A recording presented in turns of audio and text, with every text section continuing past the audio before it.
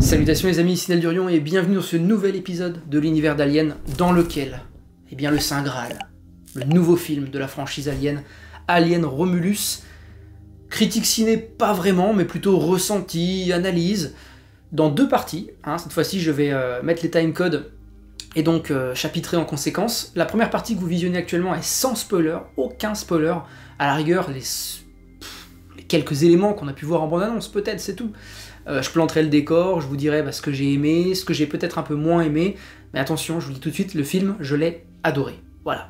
Mais il y a des petites choses à dire, il faut garder quand même les yeux grands ouverts, et puis ne pas être bercé d'illusions constamment, et je sais qu'il y a des petites choses peut-être qui m'ont un petit peu moins plu, mais c'était génial, et ça remet un petit peu les compteurs à zéro sur la franchise Alien, en tout cas, ça permet de relancer, je trouve, l'engouement pour cette franchise, pour le monstre, pour l'univers associé, etc. Donc la deuxième partie, vous l'avez deviné, aura des spoilers. Cette fois-ci, on ira vraiment au cœur du film, aussi bien dans les révélations du début que dans les révélations finales. Donc là, attention, si vous n'avez pas vu le film, évidemment, à ce moment-là, peut-être quittez la vidéo et revenez-y plus tard quand vous aurez visionné le film dans les salles. Je vous propose qu'on se lance, parce que Alien Romulus, y a pas mal de choses à dire. 1h59 de film, si on soustrait le générique, ça fait peut-être 1h55, quelque chose comme ça. Avec 3/4 du film où vraiment on est dans une course effrénée, j'ai envie de vous dire. Allez, c'est parti, on commence avec le début de l'histoire et on plante le décor. J'ai eu très peur dès le début parce qu'en fait nous sont introduits des personnages très jeunes. Et je me suis dit, oh là là, Disney qui a racheté la Fox, qu'est-ce qu'ils vont nous faire? Donc je me suis accroché. D'ailleurs, j'y suis peut-être allé aussi, je vous le dis tout de suite, j'y suis peut-être allé avec trop d'attentes. Ça me le fait souvent, ça a été le cas avec Star Wars au cinéma. Bon là par contre j'avais vraiment pris une douche froide, je parle de la dernière trilogie. Mais pour celui-ci j'y suis allé avec beaucoup d'attentes, mais en fait le film m'a pris par surprise, du coup les attentes que j'avais qui n'ont pas été satisfaites ont été comblées par en fait des surprises pour lesquelles j'avais zéro attente évidemment, d'où le fait que ce soit des surprises, et qui ont fait que ça a contrebalancé si vous voulez. J'attendais de ce film qu'il fasse peut-être des parallèles qu'il ne fait pas. J'entends par là qu'il s'inscrit déjà entre le premier, Alien le 8e passager, qui se passe en 2122, et le deuxième film, Aliens le retour de James Cameron. Le premier est de Ridley Scott, le deuxième est de James Cameron. Aliens le retour, qui lui se passe en 2179 sur la colonie minière de Hadley's Hope, sur LV426. Et je me suis dit, est-ce qu'on va avoir des échos? Mes attentes ont été satisfaites.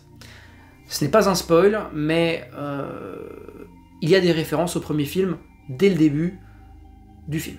Et ça franchement c'est très satisfaisant, ça nous permet de tout de suite raccrocher les wagons, et puis pour ceux qui découvrent la franchise, parce qu'il y en a avec ces quelques premières minutes de film, ça plante un décor, s'ils n'ont pas la ref, ils n'ont pas la ref, ça ne change rien à la compréhension. Voilà.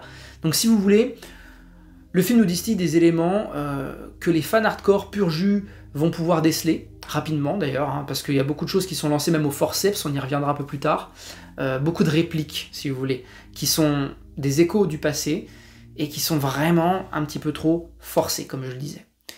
Voilà, pour le reste, c'est des éléments visuels, et forcément, moi qui ai fait les jeux vidéo, Alien Isolation par exemple, pour moi, a beaucoup de rapprochements et de similitudes avec ce film. En tout cas, c'est plutôt même l'inverse qu'il faudrait dire, puisque le jeu est antécédent, est antérieur au film. Fede Alvarez propose quelque chose d'assez simple en fait en termes de contexte. Et justement on y revient, donc ces fameux jeunes qu'on découvre, c'était un peu déroutant pour moi, parce que j'ai l'habitude dans les films aliens de retrouver des personnes matures, avec de l'expérience, ou une expérience un peu moindre, mais quand même du vécu. Et là vraiment on tombe sur des noobs, des noobs de l'espace, qui, et là pour le coup c'est très intéressant, on arrive sur l'un des gros points forts du film d'entrée de jeu, c'est la mise en contexte. Comme je le disais, personne n'est perdu en fait. On est sur une planète minière du nom de Jackson Star, et on y suit une jeune fille qui s'appelle Rain, accompagnée en fait d'un jeune homme noir qui s'appelle Andy. Et tout de suite, ça marche super bien le binôme. Ça marche super bien, on sait qu'il y a un passé entre eux, quelque chose d'assez fort. Leurs liens sont développés un peu plus tard.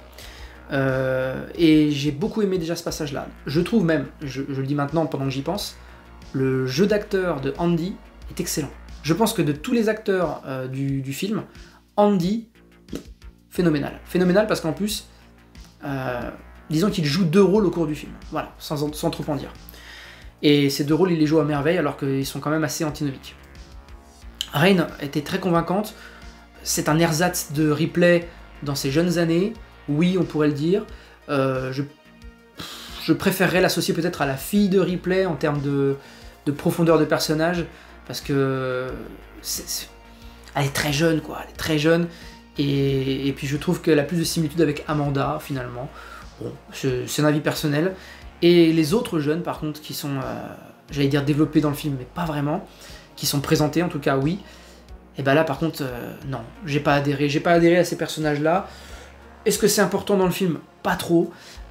Pour certains, on a vite fait quelques éléments du passé qui nous expliquent pourquoi ils sont là.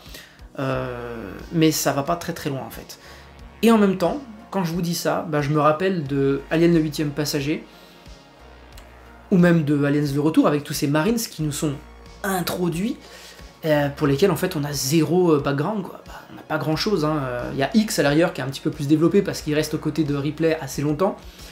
Mais dans le premier film, Alien le 8e passager, franchement, Parker et compagnie, vous avez un gros souvenir de ces gens-là par rapport à leur passé? Pas vraiment, quoi. On s'y attache parce que dans le film, ils sont présents longtemps à l'image. Mais le film Alien le 8e passager, il dure pas juste 1h59. Et oui, parce que c'est ça en fait. Je trouve que le film va peut-être un peu vite. Et qu'il y a des moments où il aurait mérité de ralentir un petit peu pour réinstaurer peut-être un climat anxiogène, un climat hostile avec l'alien. Et on va arriver sur quelque chose qui, moi, a été un rendez-vous manqué, c'est le sentiment de trac et la menace du xénomorphe. Ça manquait dans le film. Donc, les jeunes sont sur Jackson Star, et le principe, c'est qu'en fait, Rain, elle travaille là depuis déjà de nombreuses années, et j'ai trouvé ça génial, cette mise en contexte, et cette profondeur qu'on a sur comment fonctionne la Weyland-Yutani, hein, qui, je vous le cache pas, est toujours aux commandes d'un bon nombre de choses au sein de la galaxie, et qui continue de building better worlds. Et ben pas vraiment, parce qu'en fait les colonies minières, je peux vous dire, c'est des goulags ambulants, et donc les gens, les jeunes, ils travaillent pendant des années, mais terribles, c'est très poisseux, c'est... En termes d'atmosphère, j'y ai retrouvé un petit peu d'Alien 3. Parce que dans Aliens le retour, on est sur une colonie minière, mais sauf qu'elle est complètement dévastée. Les êtres humains se sont fait défoncer par les aliens, l'activité y est complètement au point mort, tandis que là, sur Jackson Star, en fait, c'est... ça bosse, quoi, ça bosse dur, il y a beaucoup de choses qui se passent à l'écran, il y a beaucoup de vie, en fait. Et ça, c'est assez drôle, parce qu'il y a ce paradoxe qu'il y a beaucoup de vie, et en même temps, cette vie, elle est complètement misérable, en fait. On voit que les gens sont pauvres, qui vivent de pas grand chose, qui galèrent un max, qui sont dans la crasse, dans l'insalubrité totale. Et j'ai trouvé que justement de voir ça dans un film alien, ça rajoute de la profondeur à la manière de ce que font les comics. Donc ça, excellent. Je reviens donc sur le point faible qui était la traque, ce sentiment de traque que j'ai pas ressenti. Parce que dans cette partie, sans spoiler, j'irai pas sur les éléments en question. Je vais simplement vous donner mon ressenti en allant sur des points clés du film, mais comme ça, quoi. Et j'attendais en fait que le film arrive à un paroxysme d'hostilité où vraiment on sent la menace, et ça je l'ai eu qu'à la toute fin. Alors pour vous donner une dernière métaphore, on va dire que si le film n'avait pas le final qu'il a eu, dans mon cœur, ça aurait pas été un coup de cœur. À l'heure actuelle, le film est un coup de cœur pour moi, grâce à sa scène finale qui vient franchir le dernier palier, moi dans mon appréciation en tant que spectateur.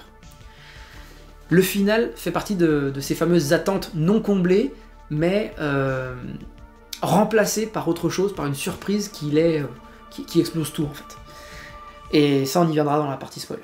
Voilà les amis, donc effectivement, excellent film, les décors, impeccables. J'ai retrouvé plein de choses des premiers films, plein de choses d'Alien Isolation.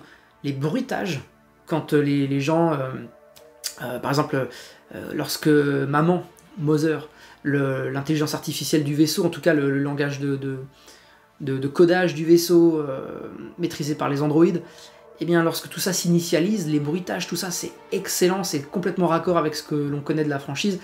Et vous allez voir un Star Wars, vous entendez un sabre laser s'allumer, vous entendez un coup de blaster d'un Stormtrooper ou autre, vous les retrouvez, ces bruits emblématiques. Pour ce que le film nous donne, en fait, en matière d'éléments de background, c'est du 100% de réussite, pour moi. Les vaisseaux, les phases de décollage, les phases spatiales, la vie sur la planète en question, et la vie à bord, parce que c'est important, hein, Alien le 8e passager, c'est un huis clos, ça fait beaucoup de fois le chiffre 8 d'ailleurs, 8e passager, huis clos, 8 heures de film, non c'est faux, mais vous avez compris, et bah ouais, là on a tout en fait, on a les phases au sol qui sont très réussies, qui ne sont pas pour beaucoup en fait dans la durée du film, hein, c'est vraiment le premier tiers du film, dans lequel on a l'installation du contexte de là où ça se passe, qui sont les protagonistes, d'où viennent-ils et pourquoi est-ce qu'ils vont aller chercher ce qu'ils vont chercher. Il faut comprendre que c'est à l'inverse des premiers films, du premier et du deuxième, là c'est eux qui vont aller à la rencontre de la menace, sans savoir qu'il y a une menace. Ils ne sont pas piégés par la Weyland-Yutani comme dans le premier film, hein, ils ont tous été sortis de leur cryostase pour pouvoir aller chercher un échantillon alien, prétextant qu'il s'agissait en fait d'un message radio peut-être d'appel au secours, hein, ça c'était le premier film, et dans le deuxième, bah, c'est une équipe de Marines qui n'est pas trop au fait de ce qu'ils vont devoir affronter, mais qui font leur job, donc bah, ils sont envoyés, c'est des ordres, ils sont envoyés sur place, sur Hadley's Hope. Là c'est des jeunes qui ont une situation, qui ont une vie pas terrible, et qui souhaitent s'échapper de ça, sortir du cercle infernal de la Weyland-Yutani qui broie ces hommes et ces femmes dans le travail et dans toute autre chose. Donc c'est cette multinationale en fait qui gouverne la galaxie, mais c'est dingue. Voilà les amis, je pense que pour la partie sans spoiler, on va s'arrêter là. On va passer à la partie spoiler, pour la simple et bonne raison que je vous ai donné mon ressenti sur le film. J'ai adoré, les décors, tout ça ça marche très très bien. Ce qui marche un peu moins bien, c'est le côté fanservice, en tout cas sur les répliques, qui est un petit peu trop rentré au forceps, en mode hey, vous vous rappelez ce que dit tel personnage dans le film 1, machin, hein, bah tac, allez. C'était un petit peu trop pour moi. Je préfère des choses un peu plus subtiles, telles que la scène d'intro, on y viendra juste après. Et puis ce final finalement qui a été pour moi le point d'orgue du film. En fait, le film fait ça. Si je devais être vraiment très juste dans mes propos, le film fait... Donc là, on est sur le point 0, il monte comme ça. Là, il a un petit creux. C'est les xénomorphes pour moi. Et à la fin, boum, il repart. Et là, on reste là. Et donc, on sort, on est satisfait.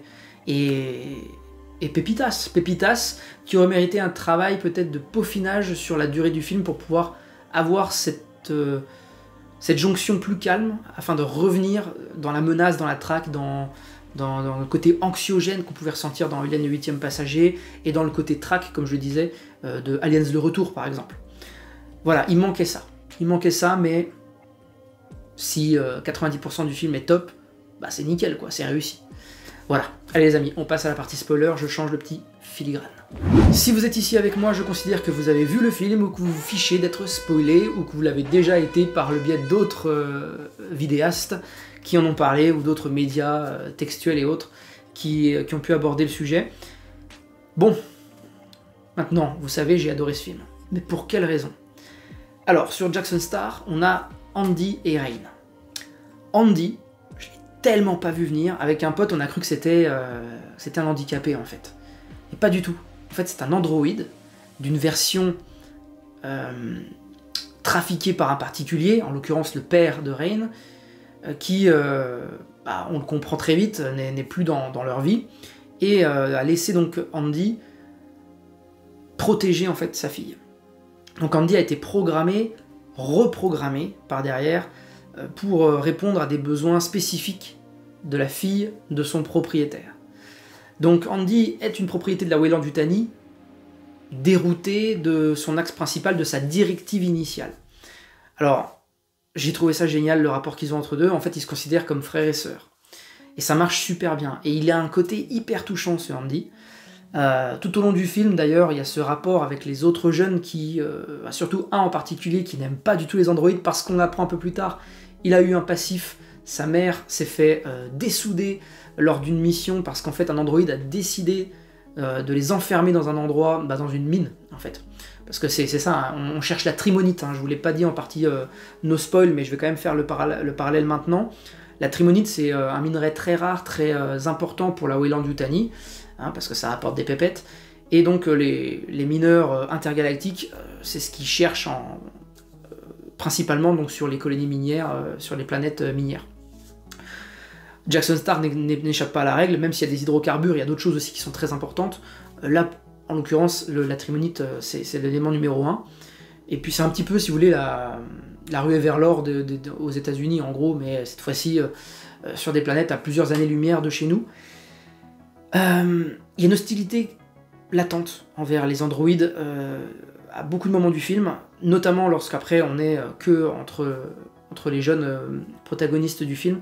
Là on voit vraiment qu'il y en a un, donc comme je vous le disais, sa mère a été enfermée par un androïde pour pouvoir sauver plusieurs autres colons mineurs. Eh bien, l'androïde avait décidé de fermer la porte et donc ça a condamné, je crois, lui-même, l'androïde, la mère du jeune en question et un autre personnage.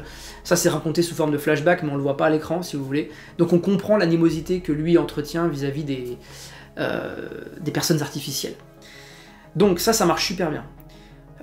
L'androïde nous surprend, mais dès le début. Vous savez, dans les premiers films, l'androïde c'était un petit peu le moment cliffhanger, le moment où on se disait quoi, genre H dans le 8ème passager, mais bon sang. Justement, on va y revenir sur le personnage de H, parce que l'acteur est décédé en 2020, Ian Holm. Et en fait là, on réutilise ses traits version jeune, version Alien le 8ème passager, pour un androïde sur la station Romulus et Remus, où vont aller les jeunes. Je vais un petit peu vite en besogne, je vais maintenant vous expliquer pourquoi ces jeunes se rendent sur cette fameuse station de la Weyland-Yutani, qui se situe en fait pas du tout très très loin de Jackson Star. L'un des jeunes possède un vaisseau cargo, et dit aux autres, écoutez, vous l'avez vu, notre vie elle est pourrie. Elle est pourrie sur cette planète, on gagne de l'argent, on le redépense aussitôt parce que tout coûte cher, tout machin, et puis la vie est misérable. Donc en fait on sortira jamais d'ici. Et c'est vrai, il y a un moment donné, Rain au départ, quand elle laisse Andy sur le banc, décide de rentrer dans un espèce de hall de la Weyland-Yutani, dans laquelle en fait elle va consulter son quota. Donc c'est-à-dire que plus vous travaillez, plus vous avez des droits. Et elle sait que si elle atteint un quota de 5000 unités, je sais pas ce que c'est exactement, c'est pas développé, elle est censée pouvoir quitter la planète et aller vers une autre planète auquel tous les jeunes aspirent. Le nom ne me vient plus, mais c'est un petit peu leur Eldorado en fait. Donc elle va se rendre à ce guichet, et la nana de manière très impersonnelle va lui dire ah non mais désolé, les quotas ils ont été multipliés par 3, donc maintenant c'est plus 5000, c'est 20 000. Vous allez devoir rester encore 6 ou 7 ans à travailler. Non, quand tu sais qu'en fait t'as atteint ton quota pour te barrer day one, c'est pas pour qu'on te dise en fait vous allez rester 6 ou 7 ans. Donc là elle se dit mais bordel, qu'est-ce que je vais foutre pendant 6 ou 7 ans, c'est pas possible, jamais je vais pouvoir changer de vie. Donc elle rencontre ses potes, des jeunes avec qui elle bosse et tout, et en fait il commence à fomenter un plan autour de l'un des leaders si vous voulez, qui a chapeauté un plan pour s'emparer en fait de capsules d'hypersommeil. Et en fait, ça appartient tout à la Weyland-Yutani, et c'est une station qui est en train de passer de manière satellitaire juste au-dessus de Jackson Star. Et en fait, ils ont un créneau, c'est qu'il faut qu'ils le chopent maintenant. Cette station, ils savent pas ce qui s'y trouve, si ce n'est qu'il a eu des informations comme quoi dans ces stations-là, c'est sûr et certain, il y a des capsules pour du cryo-sommeil, de la cryostase, appelez ça comme vous voulez, l'hypersommeil, bref, pouvoir se mettre en capsule, dormir pendant des années lorsqu'un vaisseau a besoin de faire une trajectoire d'un point A à un point B et que ça se compte en dizaines d'années, quoi. En fait, leur Eldorado il se situe à 9 années de trajet de là où ils se trouvent. Donc ils n'ont pas envie de perdre 9 ans à bord d'un vaisseau, ils veulent se mettre en cryo-sommeil et arriver là-bas et ne pas être plus vieux. Ça va fonctionner. Ils vont se rendre sur le vaisseau, vont y trouver des capsules, mais ces capsules n'ont plus assez de carburant pour tenir les 9 années de voyage. En fait, elles ne tiennent que 3 ans et demi. En arrivant sur cette station, ils comprennent pas trop pourquoi elle est dévastée et pourquoi la Weyland-Yutani n'a pas décidé de revenir chercher un petit peu de matos, parce que tout est laissé à l'abandon. Au tout début du film, qu'est-ce qui arrive à cette station? Pourquoi elle est inerte? Eh bien ça nous est ellipsé, mais on le comprend. La scène d'intro, on est sur la station qui récupère en fait des débris du Nostromo. Et c'est là où je vous disais qu'on a une référence au premier film dès les premières minutes. Et ça j'ai adoré. Ellen Ripley, au moment où on parle, elle est dans le Narcissus, avec le chat, avec Jonesy, et elle vogue, comme ça, et on sait que du coup elle va être récupérée plus tard pour aller sur Adlesope. dans les débris en fait du Nostromo, il y a un cocon. C'est l'alien que Ripley expulse dans l'espace à la fin du premier film. Cet alien, il peut survivre dans l'espace. Moi je le savais déjà parce que dans les comics c'est montré. Et en fait il s'est constitué, il s'est fossilisé si vous voulez dans un cocon dans l'espace. Et il est resté en stase à l'intérieur jusqu'à être récupéré par les humains qui ont découpé très proprement au laser le cocon, j'ai envie de dire la chrysalide, et après, ellipse temporelle, la station a été complètement dévastée. Quand vous libérez un alien, vous savez ce qui se passe. Et du coup, les jeunes se retrouvent sur cette station-là en question.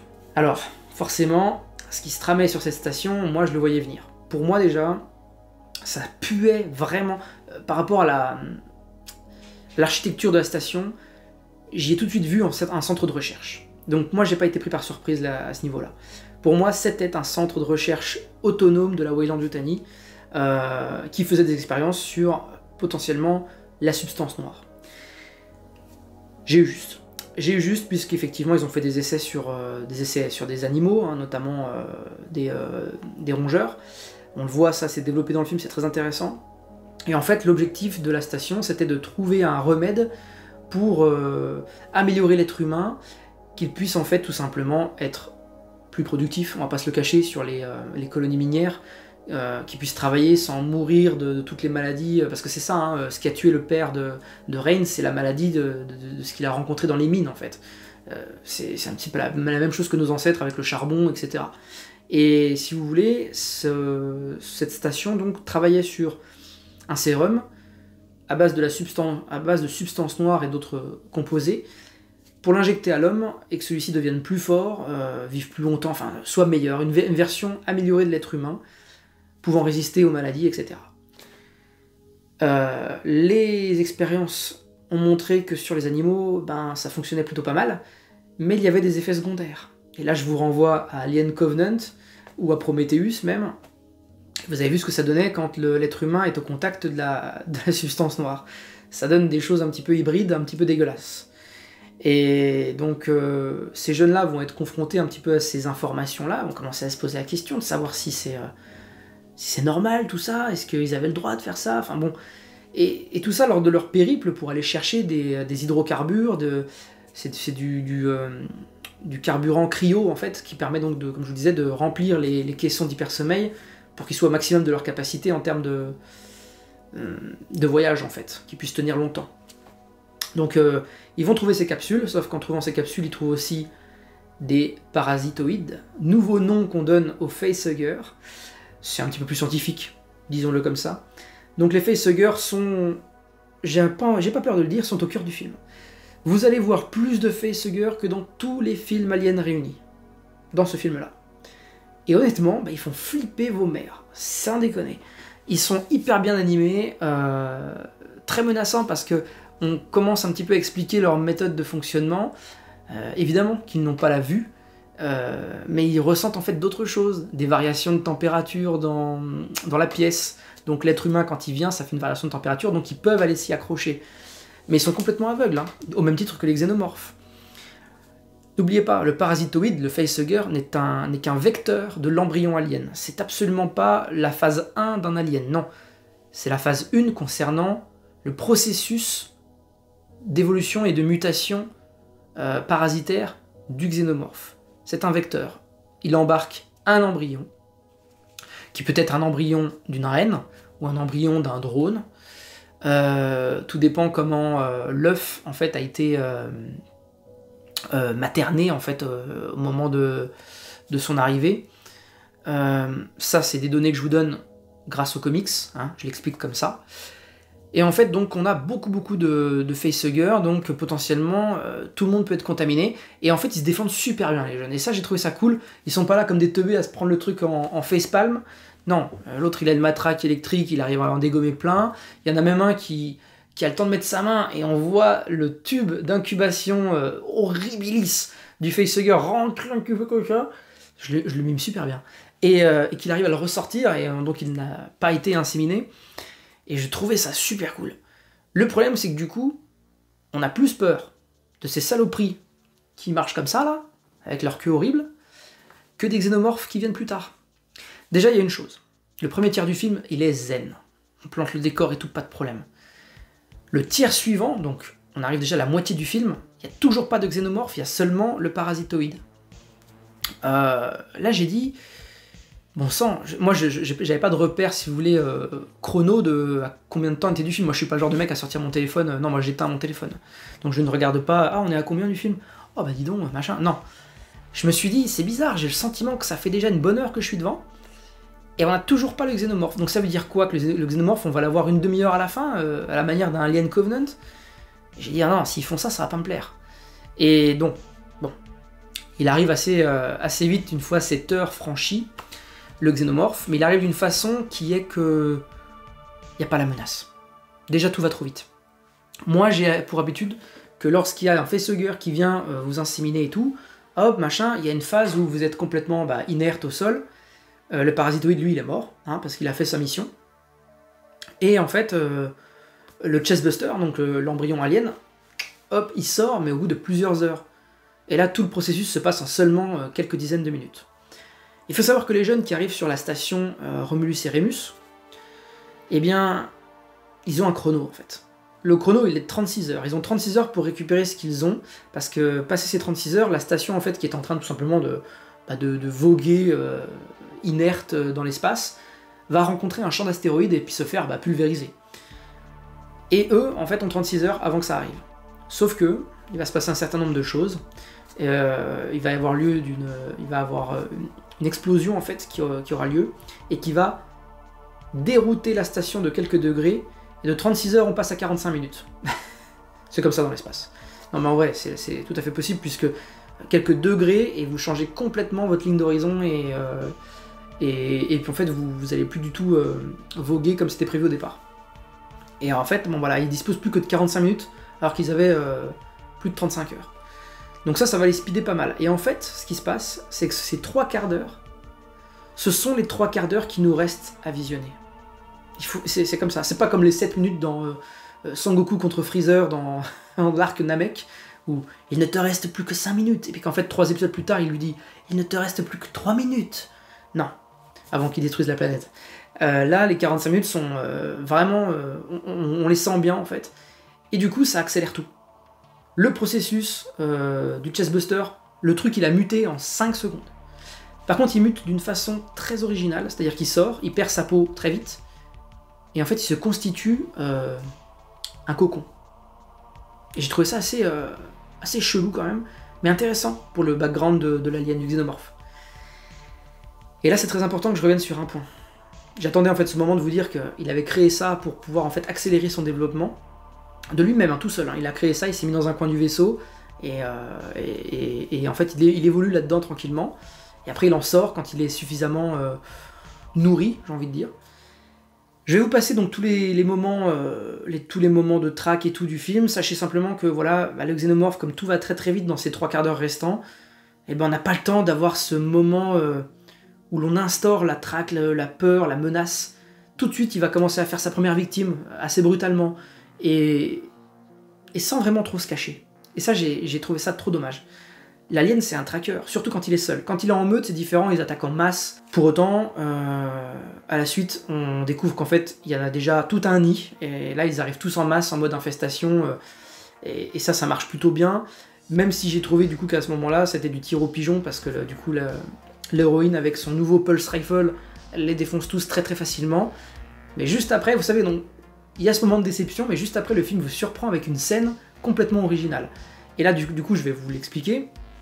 Rain prend son flingue, les défonce tous, donc moi je me suis dit, bon bah super, voilà, il y a 15-20 aliens qui sont passés au tamis, quoi, tous défoncés, mais tout ça se passe en gravité zéro.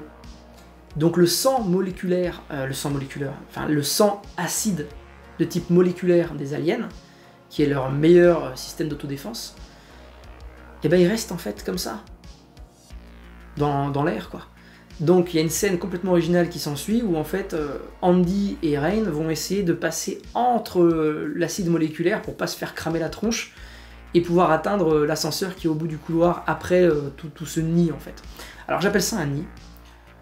Mais ça a plus d'un axe d'une ruche, en fait, si vous voulez, parce qu'on n'est pas au nid, il n'y a pas d'œuf, il n'y a pas tout ça. Par contre, on a cette surface bleutée au sol, qu'on retrouve dans Alien le 8e passager, qui est l'élément déclencheur de la sortie du facehugger, en fait. Donc cette surface bleue, voilà, encore un petit écho.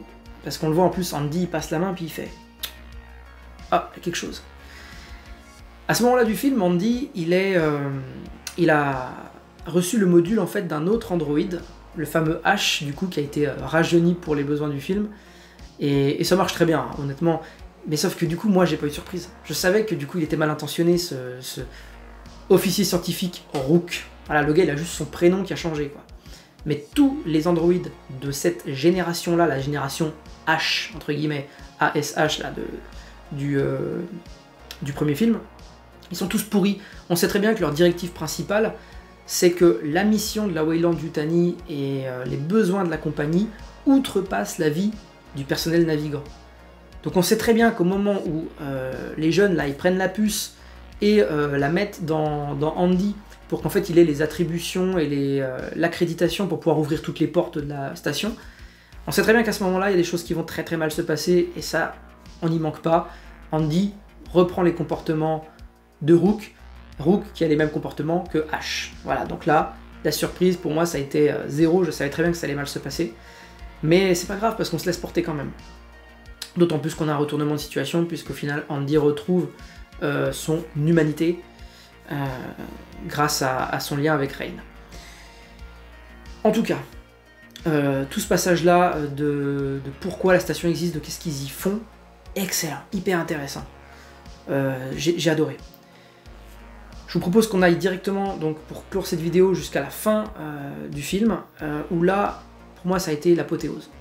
L'apothéose, j'étais, à ce moment-là, on était peut-être à 20 minutes des crédits génériques, et je me suis dit, bon, bah, c'est un bon film, j'ai beaucoup aimé, Et en fait, avec le final, c'est, ah ouais, là, j'ai adoré la fin, j'ai adoré le film, ah ouais, j'ai adoré, ouais.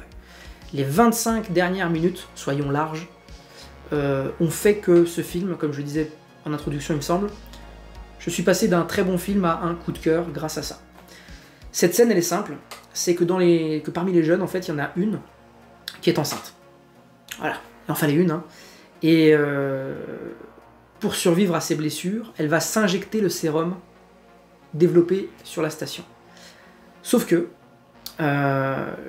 lorsqu'on a connaissance, nous, en tant que spectateurs, de ce que propose le sérum, moi je me suis tout de suite dit, attends, s'il faisait une dinguerie pareille sur la station, et qu'en plus ça marche, ce fameux sérum, pourquoi la Weyland-Yutani n'est pas venue récupérer les échantillons? Eux qui n'ont qu'un seul désir officieux, c'est de récupérer absolument un embryon alien pour le ramener sur Terre et faire des expériences et machin. Là, ils ont une station où ils ont un exemplaire du xénomorphe, ils ont des échantillons, tout ce qu'on veut de recherche et tout, mais ils ont laissé ça à l'abandon aux mains des pirates galactiques. Ah non. Je savais très bien que c'est parce qu'en fait, ils ont eu un échec cuisant avec ce qui se faisait sur cette station. Et on n'y manque pas.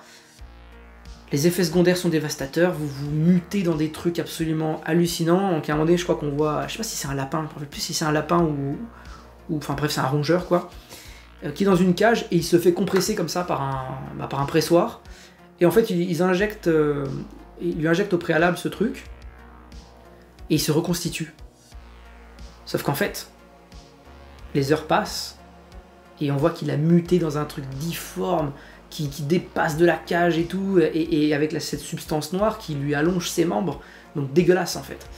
Et puis je pense qu'il a perdu tout de son comportement naturel à ce moment-là. Tout ça, ça nous est montré en fait en vidéo surveillance.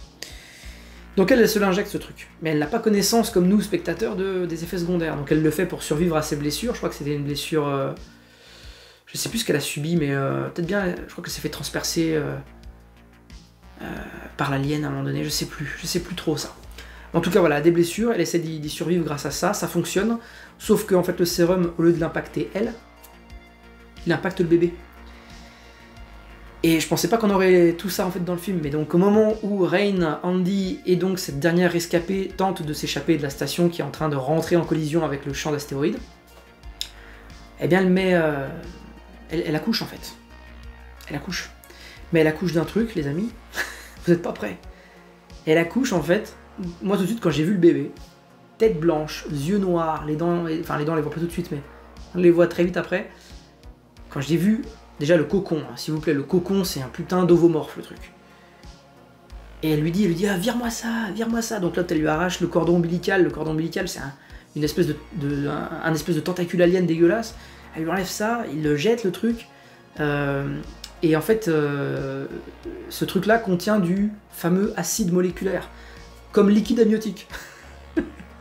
Le liquide amniotique de ce truc là, hein, c'est du foutu sang alien quoi. Donc dedans, c'est pas du tout un être humain qui est en train de se développer. Et qui se développe à une vitesse, alors encore une fois, ça j'ai trouvé ça un petit peu aberrant, mais c'est pas grave. Je pense que si ça avait été une série, ce film aurait été une série, d'ailleurs il y aura une série en 2025 je crois. En tout cas il y aura une série tout court d'Alien qui se passera sur Terre. La Weyland aurait-elle réussi à ramener un échantillon possible? Ce bébé se développe tout de suite à la manière du Chestbuster en 2 secondes. Il passe de ça, tout blanc, tout moche, à un truc gigantesque de 2,50 m de haut. Et là, moi, j'ai regardé mon ami à côté et je lui ai fait, mais... Ça rappelle pas quelque chose, ça? Les ingénieurs? Eh oui. Donc là, moi, autant vous dire, je suis parti dans le lore. Alors, on a confronté nos opinions à l'issue du film, parce que du coup, ben, le truc se fait éjecter dans l'espace dans une scène d'action que j'ai adorée, très en tension, avec un petit screamer, même à un moment donné, je trouve. Quand il réapparaît comme ça devant la caméra, alors qu'on croyait qu'il s'était fait dézinguer dans le champ d'astéroïdes, j'ai trouvé ça très très cool. Je m'y attendais pas. Il est abominable. Je vous le dis, en termes d'abomination, si Alien Alien Résurrection, le 4, que je déteste, l'espèce d'alien albinos là, qui est en fait l'enfant du clone de Ripley, on va se calmer là sur l'histoire du 4, ce truc là était une abomination, mais dans le mauvais sens du terme.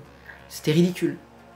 Là, dans ce film, l'abomination finale, alors déjà elle est perturbante comme pas possible, vous ne vous y attendez pas du tout, moi non, et elle bouleverse tout, elle bouleverse tous vos acquis en fait.